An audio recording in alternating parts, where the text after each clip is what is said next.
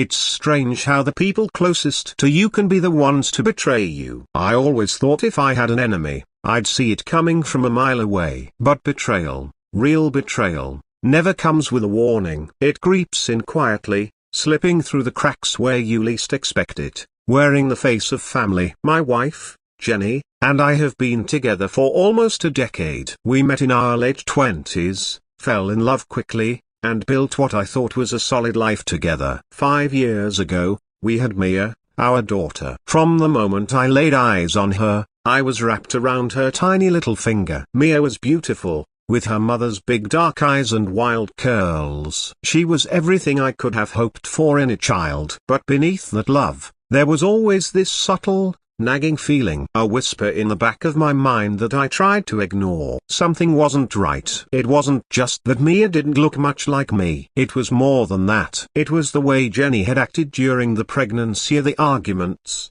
the defensiveness, the unexplained absences. My gut told me something was off, but every time I brought it up, she'd dismiss me. "You're being paranoid," she'd say. "You're just stressed about becoming a father." And so I convinced myself that I was overthinking things. I buried the doubt deep inside and focused on being a good husband and father. But the doubt never fully disappeared. It lingered like a shadow, always present at the edge of my thoughts. I never talked to anyone about it. Not my friends. Not my family. I certainly never mentioned it to Jenny. As far as anyone else was concerned, we were the perfect family. Then there was Jessica, Jenny's sister. From the day I met her, I sensed she didn't like me. She was always polite to my face, of course, but it was the kind of politeness that felt forced, like she was holding back something ugly. She was always a little too interested in our relationship, always pushing herself into our business. Jessica liked to think she knew what was best for Jenny or what was best for everyone.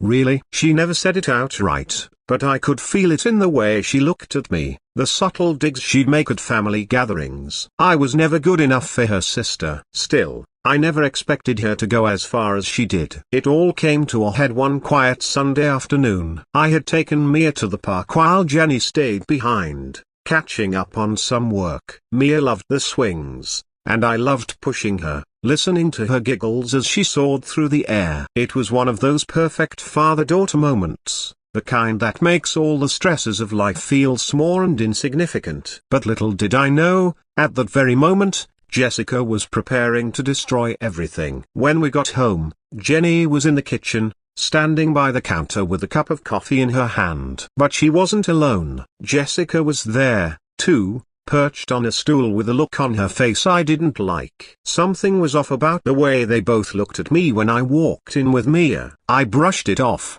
chalking it up to my own anxiety. But I should have known better. "Hey, Jess," I said casually, setting Mia down so she could run off and play with her toys. "Hi," she replied, her tone flat. Her eyes were on Jenny for a second, as if they were waiting for me to say something more. It was strange. The air felt thick, tense. I could feel it coming, but I didn't know what. Jenny cleared her throat, setting her cup down. "We need to talk," she said, her voice low. My heart sank immediately. There was something in the way she said it that set my nerves on edge. "What's going on?" I asked, trying to keep my tone neutral. I didn't want Mia to sense anything was wrong. It was Jessica who spoke next, and what she said sent my world crashing down around me. "We did a DNA test on Mia." I blinked, not sure I'd heard her correctly. "What?" "A DNA test," Jessica repeated, her voice cold and matter-of-fact. "On Mia." We needed to know the truth. My mind reeled, trying to process her words. "You did what?" I asked again,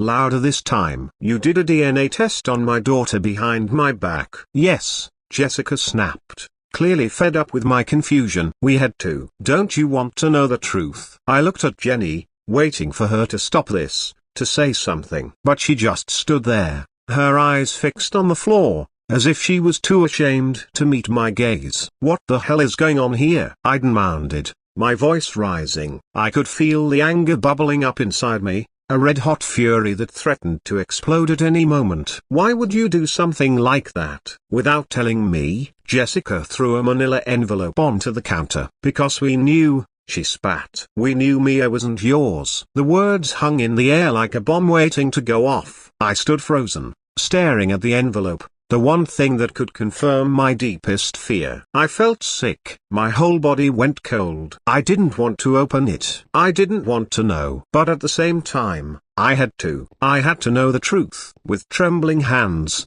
I reached for the envelope and tore it open. Inside was a single sheet of paper, Mia's DNA test results. And there, in bold black letters, it confirmed what Jessica had just said. Mia wasn't biologically mine. The room went silent. My head spun as the reality of what I was reading sank in. The doubt that had gnawed at me for years was now undeniable. I wasn't Mia's father. Not by blood, anyway. You bitch, I whispered, glaring at Jessica. How dare you go behind my back and do this? Jessica's face twisted in a smug grin. I knew you'd react this way, she said, crossing her arms. But you had to know. Jenny's been lying to you for years, and it's time you faced the truth. I turned to Jenny, my heart breaking. Is this true? I asked, my voice barely above a whisper. Is Mia not mine? She finally looked up at me, tears streaming down her face. I'm sorry, she whispered. I didn't know how to tell you. It just happened.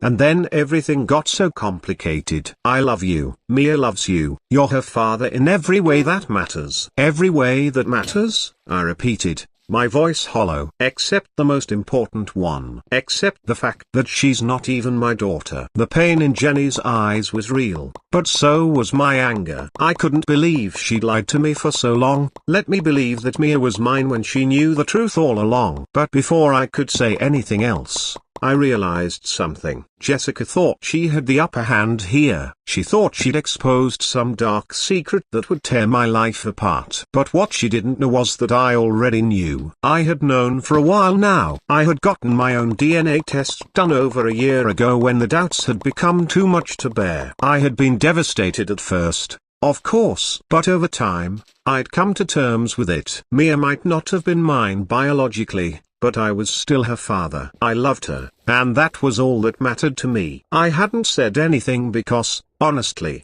it didn't change how I felt about Mia. She was still my little girl. I had chosen to stay silent, to let Jenny think I didn't know. I wanted to protect Mia from the fallout. But now, with Jessica throwing it in my face, I realized how wrong I had been to stay quiet. I looked Jessica dead in the eyes and smiled. I already knew, I said, my voice calm. I've known for over a year. Jessica's smug expression faltered. What? I knew, I repeated, my voice steady. And you know what? It doesn't matter. I'm still Mia's father. I love her, and nothing you do or say is going to change that. Jessica's face twisted in disbelief. But she's not yours. So what? I shot back. Mia is my daughter in every way that matters. Blood doesn't make a family. Love does. Jenny let out a small sob, her hands trembling as she covered her mouth. She hadn't known that I knew. The relief in her eyes was palpable, but so was the guilt. As for Jessica, she was left speechless. Her plan to destroy me backfiring spectacularly. She had expected me to fly into a rage,